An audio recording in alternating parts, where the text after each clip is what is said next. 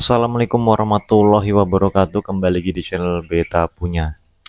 Jika kita melihat program dari Pak Prabowo Subianto, salah satunya adalah makan gratis, tentu ini akan menimbulkan pro kontra yang sangat luas di kalangan masyarakat. Dan program ini sejatinya bukanlah program baru, karena di salah satu kabupaten di Indonesia juga sudah menerapkan program makan gratis ini, yang dimana juga menimbulkan pro dan kontra di kalangan parlemen daerah itu sendiri. Lantas, apakah ada peluang tindak pidana korupsi yang terjadi jika program makan gratis ini benar-benar dilaksanakan? Oke, sebelum kita bahas lebih lanjut, kita simak video ini. Program makan gratis yang dicanangkan oleh Pak Prabowo Subianto sejatinya ini adalah salah satu program yang sangat fenomenal menurut saya, yang dimana tujuannya adalah meningkatkan asupan gizi anak-anak Indonesia dari Sabang sampai Merauke. Diharapkan kebutuhan gizi ini akan berpengaruh pada tingkat kecerdasan anak itu sendiri, yang dimana Pak Prabowo Subianto menganggap sumber daya manusia atau SDM Indonesia di masa depan ini adalah aset investasi, yang dimana Indonesia atau negara harus terjun langsung untuk mengurusi urusan perut anak-anak sekolah di Indonesia. Sebenarnya program ini juga sudah dilaksanakan oleh salah satu kabupaten di Kalimantan Utara, yaitu Kabupaten Tanah Tidung, yang dimana pemerintah daerahnya mencanangkan program makan gratis itu di sekolah tingkat dasar hingga sekolah tingkat menengah pertama.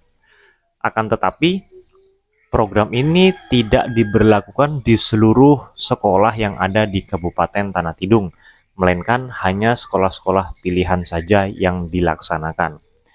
Tentu hal ini juga menimbulkan pro kontra di kalangan legislatif di tingkat daerah. Akan tetapi, dalam pelaksanaannya, jika kita melihat yang terjadi di Kabupaten Tanah Tidung, di mana program makan gratis yang diberikan kepada siswa ini dihandle langsung oleh sekolah tanpa melibatkan pihak ketiga. Jika kita berkaca dari negara Jepang, yang dimana para siswa di sekolah dasar maupun sekolah menengah pertama, di sana para siswa diberikan makan gratis yang layak dan sehat, yang bersih dan higienis, di mana dalam teknis pelaksanaannya pemerintah melakukan kerjasama dengan pihak ketiga, yang artinya sekolah tidak perlu memikirkan bagaimana cara memaksanya, bagaimana cara menyajikan dan persiapan dapur, hingga memikirkan bagaimana suplai bahan baku untuk dikonsumsi para siswa.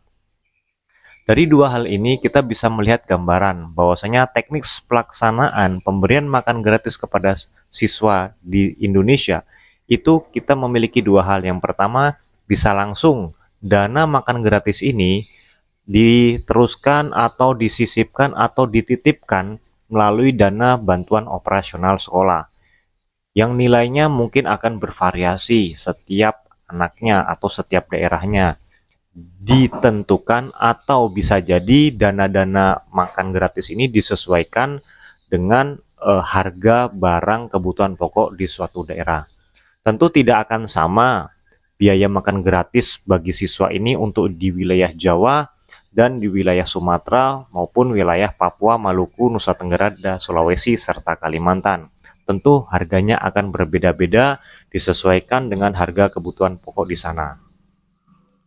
Lantas, apakah program ini akan berjalan dengan lancar? Jika menurut hemat saya, mengingat bantuan operasional sekolah atau dana BOS sendiri itu sudah banyak kebocoran terjadi di mana-mana, yang dimana dalam pengelolaan dana BOS sendiri ada oknum-oknum kepala sekolah dan bendahara sekolah yang memainkan penggunaan dana BOS untuk kepentingan-kepentingan yang tidak pada tempatnya. Tentu hal ini juga menjadi PR untuk tim dari Pak Prabowo sendiri, bagaimana dalam pelaksanaan teknis pembagian makan gratis itu sendiri. Jika dana pembagian makan gratis itu dititipkan di dana BOS, tentu hal ini bisa menjadi peluang tindak pidana korupsi baru yang dilakukan oleh oknum-oknum yang tidak bertanggung jawab, yang dimana memarkup harga atau menaikkan harga setiap makanan itu bisa dilakukan oleh oknum-oknum tersebut, dan makanan yang disajikan kepada siswa tidak sesuai yang distandarkan. Tentu siapa yang akan mengawasi hal ini? Apakah para siswa akan melakukan protes kepada guru jika makanan yang disajikan tidak sesuai standar yang sudah ditentukan? Tentu para siswa akan dibungkam oleh para oknum-oknum tersebut, yang dimana kita juga tahu sendiri peluang untuk melakukan tindak korupsi di dana BOS itu sangat-sangat besar dan nilainya tidak sedikit. Jika pelaksanaan makan gratis ini benar-benar dilaksanakan di kemudian hari, itu akan menimbulkan berbagai permasalahan yang ada. Dan apakah pemerintah di masa depan akan siap menghadapi hal itu? Tentu ini yang akan kita awasi bersama-sama. Jika kita mengkritisi tentang pembagian makan gratis, saya secara pribadi saya sangat mendukung program makan gratis ini.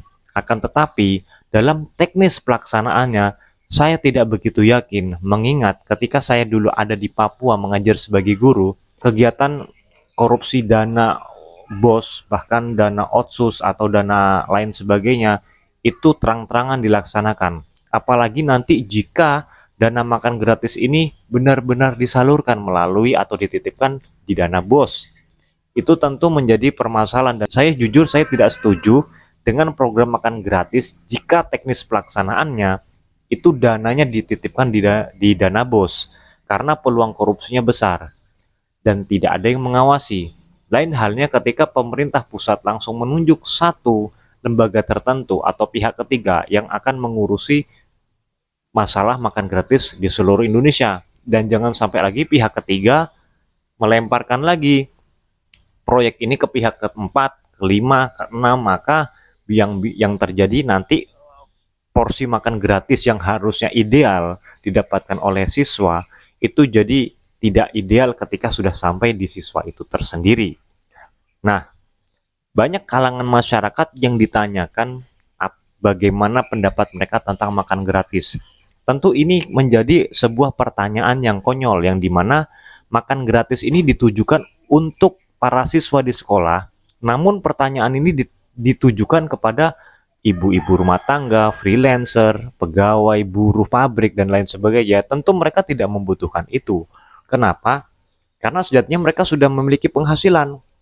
Seharusnya yang ditanyakan itu adalah para siswa sekolah, anak-anak sekolah, karena memang tujuannya dari program makan gratis ini ditujukan kepada anak-anak sekolah. Dan tentunya kita harus mengawasi juga program makan gratis ini harus tepat sasaran. Jangan sampai sekolah-sekolah yang memang murid-muridnya itu dari kalangan menengah ke atas itu mendapatkan program makan gratis. Jangan sampai juga sekolah-sekolah swasta yang notabene di mana kita masuk sekolah swasta itu bayarnya mahal juga diberikan program makan gratis. Alangkah baiknya program makan gratis yang akan dilaksanakan pemerintah ini tentunya harus melewati standar-standar tertentu sekolah-sekolah mana saja yang layak untuk mendapatkan program makan gratis itu sendiri. Terlebih khusus untuk wilayah-wilayah sekolah yang ada di pedalaman-pedalaman, di daerah pulau-pulau terluar, di daerah pegunungan-pegunungan yang sulit akses, mungkin program makan gratis di situ bisa dilaksanakan. Karena apa? Mengingat tingkat ekonomi di masyarakat lapisan terbawah, khususnya di daerah-daerah terpencil, itu sangat-sangat minim. Yang diharapkan makan gratis itu arahnya ke situ, bukan ke kota-kota besar yang tingkat perekonomiannya sudah jauh lebih baik daripada di daerah pinggiran. Harapannya dari program makan gratis ini kita bisa ngawasi bersama-sama, karena setiap program makan gratis ini sebenarnya tetap menimbulkan pro kontra. Saya pun di satu sisi saya harus pro, tapi di satu sisi saya harus kontra. Kenapa? Saya pro karena saya sudah pernah mengalami, saya sudah melihat bagaimana anak murid saya berjalan 5-10 km menuju sekolah hanya berbekalkan ubi yang dia bakar. Dan itu yang dia konsumsi setiap harinya.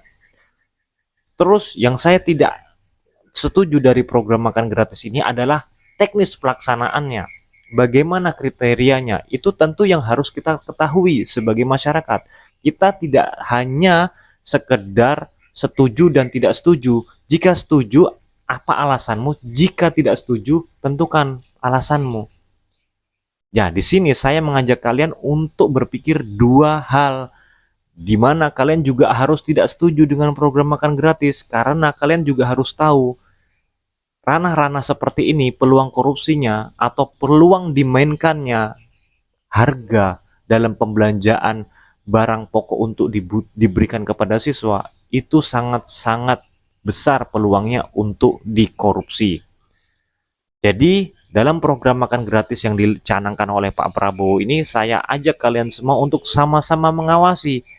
Kenapa? Karena ini dananya bukan lagi ratusan miliar, bahkan mencapai triliunan setiap tahunnya hanya untuk mengurusi perut para siswa kita yang ada di seluruh dunia. Maaf, di seluruh Indonesia. Ya, jadi kita sama-sama awasi. Kesimpulannya, kita harus setuju dengan program ini, dengan catatan harus tepat sasaran. Jangan sampai anak-anak yang di sekolah swasta juga dapat program ini. Jangan. Yang kedua, jika memang yang kedua, kita harus melihat teknisnya seperti apa pelaksanaan dari program makan gratis itu sendiri. Jangan sampai kejadian penyalahgunaan dana BOS yang saat ini sudah marak terjadi di seluruh Indonesia itu terulang lagi di program makan gratis. Itu saja untuk video kali ini. Silahkan tulis pendapatmu di kolom komentar. Assalamualaikum warahmatullahi wabarakatuh.